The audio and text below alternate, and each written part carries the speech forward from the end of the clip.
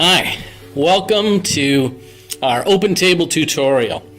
You are going to be hosting an Open Table, and this video is for you to help you navigate the ins and outs of hosting an Open Table. Now, you may just have a gift for hospitality, and you don't even need to watch this. You just know all there is to know about hosting people in your home. That's great. You can just fast forward to the really important bits. It may be that you are sort of hospitality challenged and you need to know some of the very basic stuff of helping people feel welcome into your home. Well, then don't fast forward and just try to catch all this. So this is all about having an open table. It's our Raleigh Vineyard all-church journey for the month of May. And believe me, I've seen this happen before. People who will gather together through the week, when we come into Sunday morning, we will have some of the most powerful Sunday morning experiences we've ever had as a church.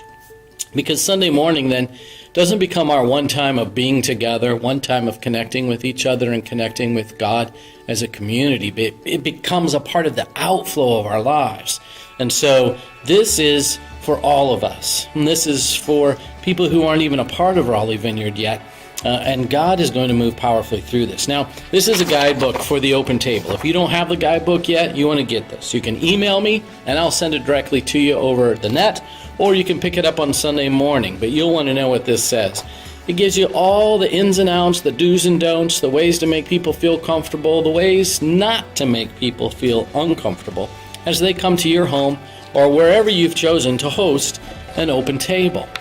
There's guides in here about how to form your group. It really comes down to you inviting the people that you'd like to have as a part of your Open Table, choosing from a list of people who've said, yes, I want to be part of an Open Table. So it's an easy invite. You know you're going to get a yes. But then there's also all kinds of people who haven't indicated that they want to be a part of it, but if you invite them, they will say yes to you. And then there are friends, neighbors, people that you work with who they've never been to our church, but they'd come to your house for a meal. And this isn't a thing where we're going to pretend we're going to give them a meal and then we're going to give them an Amway presentation. This is a deal where we're going to sit down for a meal and we're just going to have conversations like people used to have. And not religious conversations, just conversations that show we're interested in each other and where we're going to listen to and tell our stories to each other. So this guidebook's got the Q&A, it's got everything that you need to know about making this happen. It tells you the rules for having a conversation, like don't interrupt people, don't hijack the whole question time by going for an hour with your answer. We want to try to keep our answers to 5 minutes or less.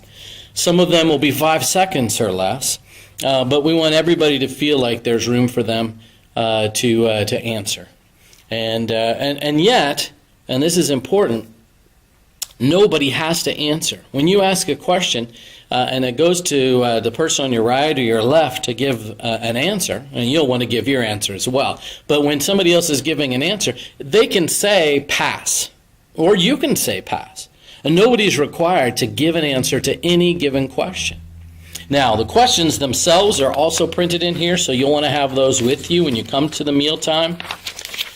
And they're printed here, so you can just sit there with those next to your plate, and as you're eating, you just throw out a question. For instance, the first question for the very first week is a real toughie. It's, my favorite food is, but let's say there's somebody there who doesn't really want to talk about food, or maybe they've got a fear of food, or maybe they've got a really bad childhood memory connected to food, and they don't want to talk about their favorite food.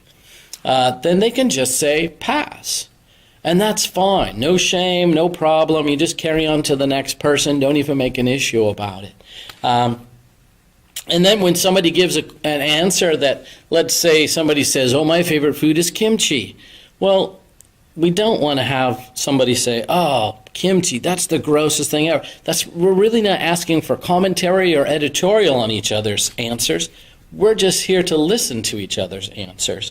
And if anything, we want to get some more information like, oh, kimchi, wow, I've never had that. Where do you get that? Or where's your favorite place to go to get that? Those kind of questions are good. Those kind of questions are helpful. But questions like, what kind of sick person would eat kimchi? Not a good question. Not a helpful response. So Go through these questions, but don't feel like you've got to get to every single one of these questions. We want to just be able to go through this list, find the ones that are connecting with your group. For instance, this first night, the first 3 questions are about food. Well, maybe you think, that's just too many questions about food. We're all bored with these food questions. Well, then go on to the next question. This is number 4, what is one of the happiest memories, what is one of your happiest memories from this past year? And then just go to the person on your right or go to the person on your left, but just go around the table then and have people share those things. Don't drive it to try to make sure you've got everybody through all these. Slow down, listen to people's answers, engage in conversation, and enjoy the moment. That's really what it's all about. But when you've gotten through all the questions and it's time for dessert, then just press on, have some dessert, enjoy the conversation and the questions as they flow around dessert time.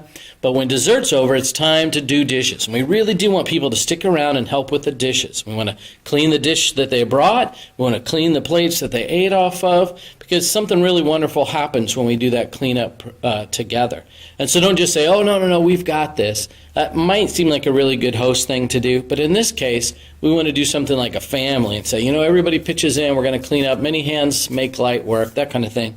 But then the questions are over. Now it's just time to see what conversation breaks out as you're doing dishes, cleaning up together. I promise you some really interesting things will come up during that time.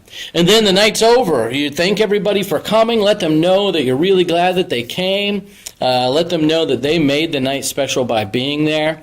Compliment people on the things that they brought. And then remind them, same place, same time next week, or if it's a different place, which is always a possibility, let them know where it's going to be, a specific address so that they can put it in their GPS, and then let them all know that you're looking forward to seeing them Sunday morning at church or seeing them again at the next open table. And that's pretty much it. And then you just wave everybody a good night, and it's still plenty of time for you to put your slippers on and watch whatever kind of mindless television you like to watch before you go to sleep. Maybe you're going to read a book. I don't know. Hopefully do something maybe even more interesting than that. But it's up to you, because you've still got the whole evening left.